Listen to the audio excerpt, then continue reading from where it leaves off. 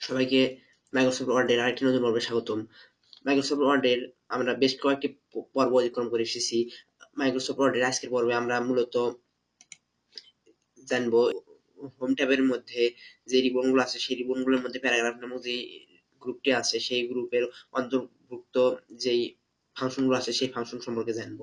সেক্ষেত্রে আমি এখানে একটা হেডলাইন লিখে নিচ্ছি। ধরেন এখানে আমি এমএস ওয়ার্ড টিউটোরিয়াল এটাই লিখে নিলাম।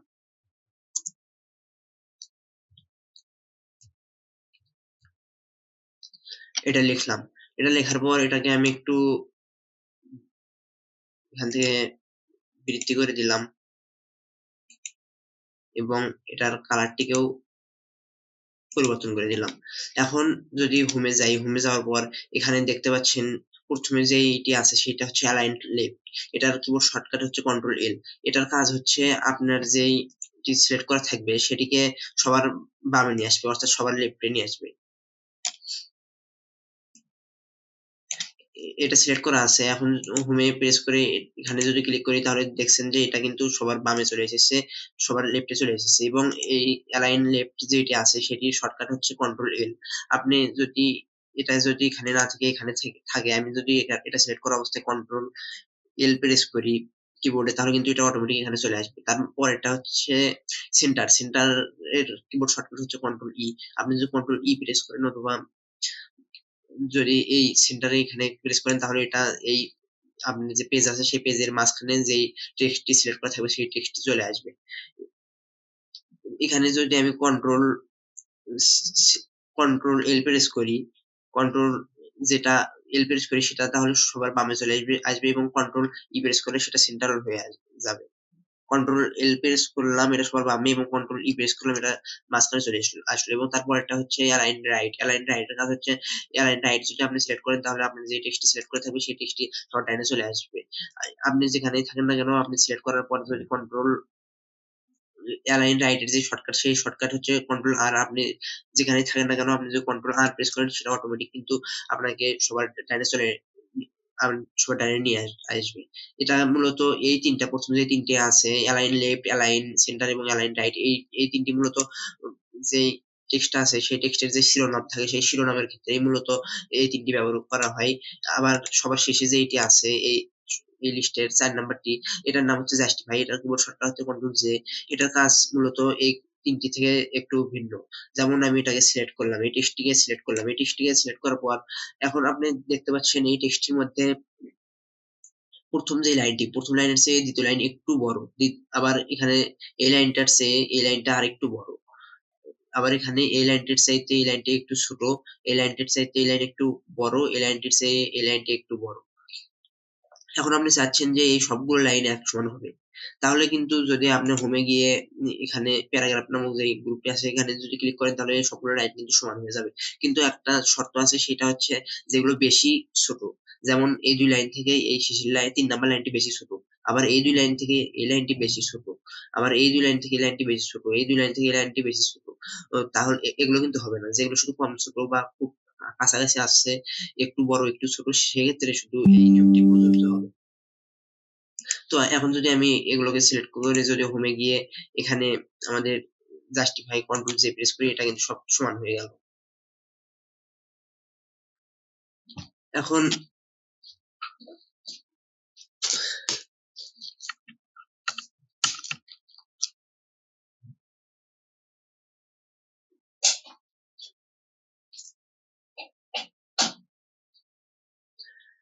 এখন সব সমান হয়ে গেল।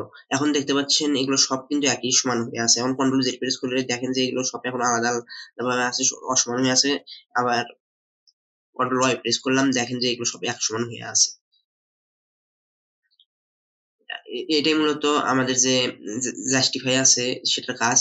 কন্ট্রোল জে হচ্ছে এটি শর্টকাট, সবগুলোর সাথে শর্টকাট দেওয়া আছে আপনাদের সুবিধার জন্য। সেক্ষেত্রে শর্টকাট এখানে তার উপর মাউসটি নিয়ে আসলেই সেই শর্টকাট গুলো দেখতে পারবেন এবং ওই অনুযায়ী শর্টকাট প্রেস করলে সেটা শর্টকাট হয়ে যাবে।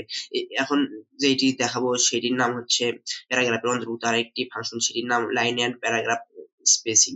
এই লাইন এন্ড প্যারাগ্রাফ স্পেসিং মূলত আপনার যে লাইনগুলো থাকে সেই লাইনগুলোর মধ্যবর্তী স্পেস এবং প্যারাগ্রাফ অর্থাৎ ২টি প্যারার মধ্যবর্তী স্পেস বা একাধিক প্যারার মধ্যবর্তী স্পেস এগুলোকে নিয়ন্ত্রণ করবে। যেমন এখন লাইন এন্ড প্যারাগ্রাফ স্পেসিং এর এখানে যেই অ্যারোটি আছে এই অ্যারোতে ক্লিক করলে এখানে বিভিন্ন ধরনের মান দেখতে পাচ্ছেন। এখানে মান যত কম দেবেন তত এই যেই ২ টি লাইন সিলেক্ট করা থাকবে বা যত লাইনগুলো সিলেক্ট করা থাকবে সেই লাইনগুলোর মধ্যবর্তী যেই উম লাইনের দূরত্বটা থাকবে সেই দূরত্বটা বেড়ে যাবে। যেমন ১ করে দিলাম লাইনের মধ্যবর্তী দূরত্ব কমে গেল।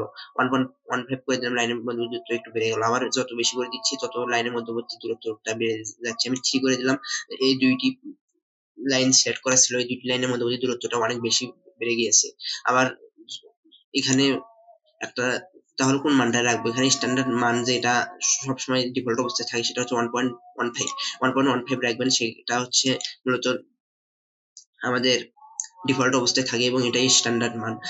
তার ক্ষেত্রেও আপনি আপনার ইচ্ছামতো প্রয়োজন অনুযায়ী মান কম বেশি করে নিতে পারেন। এখানে এটা তো গেল ২ টি লাইন বা একাধিক লাইনের মধ্যবর্তী স্পেসের ক্ষেত্রে। এখন আমরা যদি লাইনের কথা চিন্তা না করি, আমরা যদি এখন প্যারার কথা চিন্তা করি, যেমন এখানে ২ টি একটি প্যারা, এখানে একটি প্যারা, এখানে আরেকটি প্যারা, এখানে আরেকটি প্যারা, এখানে আরেকটি প্যারা, এই সব যে আমাদের প্যাসেজ আছে সেই প্যাসেজ গুলোকে যদি আমি ই সেই ক্ষেত্রে চিন্তা করি এটাও কিন্তু কন্ট্রোল করা সম্ভব। এক্ষেত্রে এখন প্যাসেজের মধ্যবর্তী যে দূরত্ব যেরকম সেই দূরত্বকে ইচ্ছা করলে কম বেশি করা যাবে। সেক্ষেত্রে এখানে দেখতে পাচ্ছেন line spacing option, line spacing অপশনে ক্লিক করার পর এখানে ৩ নাম্বার যে অপশনটি আছে ৩ নাম্বার সারির স্পেসিং এ গিয়ে আফটার এখন 8 পিটি করা আছে। আফটার এখানে এদিকে ক্লিক করলে মান কমে যাবে। এখানে 0 করে দেওয়া আছে। এখন যদি ওকে প্রেস করি তাহলে দেখছেন যে এখন মনে হচ্ছে যে সবগুলো মিলে একটা প্যারা। এখানে কোনো প্যারাই বোঝা যাচ্ছে না। এখানে যে কোনো প্যারা আছে এটা বোঝাই যাচ্ছে না। সব লেখা একই সাথে হয়ে আছে। 0 কেননা এখন 0 বিটি করে দেওয়া আছে। এখন আপনি যদি এখানে আবার যাওয়ার পর লাইন স্পেসিং অপশনের মধ্যে গিয়ে আফটার স্পেসিং এ গিয়ে আফটার এর মানটা বৃদ্ধি করে দেন। সেক্ষেত্রে যত বেশি করে দিবেন সেই ২ টি প্যারার মধ্যবর্তী দূরত্ব কিন্তু তত বেড়ে যাবে। এখন আমি অনেক বেশি করে দিয়েছি। এখন দেখেন যে প্যারা দুটির মধ্যবর্তী দূরত্ব অনেক বেড়ে গিয়েছে।